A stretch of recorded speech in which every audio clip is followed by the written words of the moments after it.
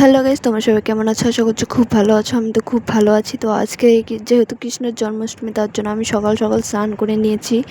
আমি বলতে আমরা 3 বান্ধবী, আমার মাও উপোস আছে। এদিকে দেখি পুকুর পাড়ে দুটো কাকু স্নান করতেছে, ওগুলো দিয়ে আমরা দেখে হাসাহাসি করছি তিনজনে। আর আমরা কিন্তু সবাই উপোস আছি, ঠিক আছে? মানে পুজো করবো যেহেতু উপোস তো থাকতেই হবে। তারপরে দেখো এখানে স্নান করছে দেখে আমরা খুব হাসাহাসি করতেছিলাম। তারপরে বাড়ি গিয়ে দেখি মা লেবু এনেছে কাদের বাড়ি থেকে আমি জানি না। তারপরে লেবু কেটে আমি একটু শরবত বানিয়ে আমরা খেয়ে নিলাম। খেয়ে পুকুর পাড়ে চলে গেছি স্নান করতে আবার। তারপর দেখো আমি, আমার ভাই বোন, আরও একটা বান্ধবী নেমেছে, আর একজন নামেনিও, জানি না ও কিসের জন্য নামেনি। আমরা 4 জন স্নান করতেছিলাম।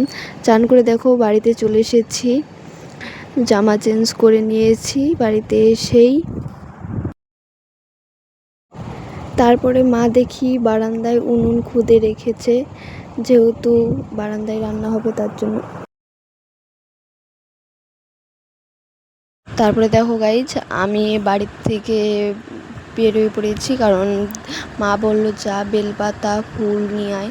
যেহেতু আর কোনো ফুল নেই কোনো গাছে, এই সাদা ফুলটা অনেক কষ্টে পেয়েছি। সবাই ফুল নিয়ে গেছে, যেহেতু সবাই পুজো করবে আজকে, তার জন্য এই সাদা ফুল নিয়ে আমি কুড়িয়ে কুড়িয়ে পেয়েছি। তারপরে বাড়ি এসে দেখি মা থালা বাসন বের করছে আর কি, আর আমাকে এখানে আটা ছাকতে বলেছে। মা আর এগুলো বের করে রেখেছে। মা বলতেছে আরও গাবলা লাগবে। আমি বলছি লাগবে না, আর এগুলো নিয়েই কথাবার্তা বলছিলাম। তারপর মা দেখো আর একটা গাবলা বের করেছে।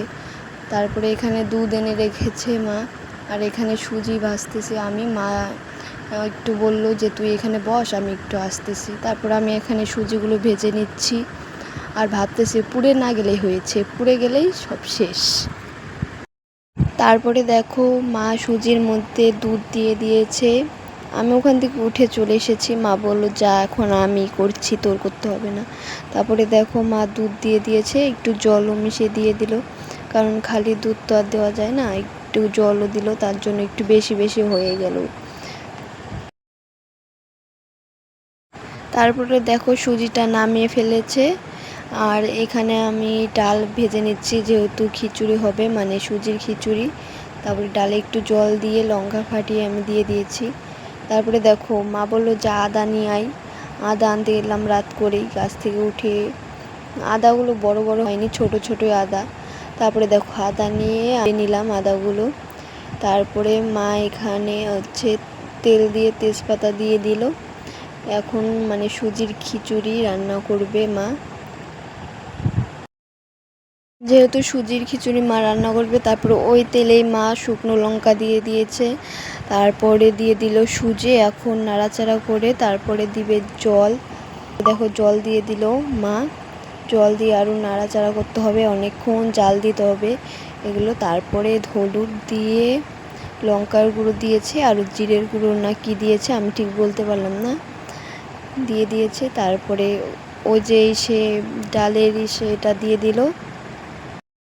তারপরে মা দেখো খিচুড়িটা, মানে সুজির খিচুড়িটা মা নামিয়ে নিল, যেহেতু হয়ে গেছে তার জন্য নামিয়ে নিল। আর এখানে আমি কয়েকটা বেগুনের ডাল এনে রেখেছি। তারপরে দেখো মা এখানে তেল গরম করে, এটা হচ্ছে তালের বড়া ভাজছে, আরও কলার বড়াও হবে। তো এখানে আরও মা কলার বড়া ভাজছে দেখো। তো তোমরা কে কে পুজো করেছো আমাকে কমেন্ট করে জানিও সবাই। তারপরে দেখো বড়াগুলো ভাজা হয়ে গেছে। এখানে মা পুরীর জন্য লুচিগুলো বেলে নিচ্ছে, আর আমি এখানে তেল গরম করছি, আর ফুলকো ফুলকো লুচি সব ভেজে নিচ্ছি আমি একটা একটা করে। তারপর সব রান্না বান্না কমপ্লিট করে এখানে আমি পুজোর জন্য ফল কাটছি। সব ফল কাটা হয়ে গেলে তারপরে আমি এখানে পুজো দিব। মা দিবে না, আমি দিব। দেখো সব রান্না হয়ে গেছে, এখন খালি পুজো দেওয়া বাকি আছে। তারপর পুজোর জন্য মা সব গুছিয়ে দিচ্ছে, আমি এখন পুজো দিব। এখানে সব ফুলগুলো যে সন্ধ্যাবেলা এনে রেখেছিলাম ওগুলো দিয়ে দিব। তো এগুলো বের করে নিলাম। মা এখানে মালা গেঁথে দিচ্ছে। তিলক চন্দন ঘষে নিচ্ছি। মা বললো একটু ঘষে সব জায়গায় ছিটিয়ে দে, তার জন্য আমি দেখো এখানে তিলকগুলো একটু গুলিয়ে নিচ্ছি। তারপর আমার পুজো দিয়েও কমপ্লিট। এখানে মা সবার জন্য প্রসাদ বাড়ছে। আর আজকের ব্লগটা অনেকটাই বড় হয়ে গেছে। আমার ব্লগটা কেমন লাগলো কমেন্ট করে জানিও।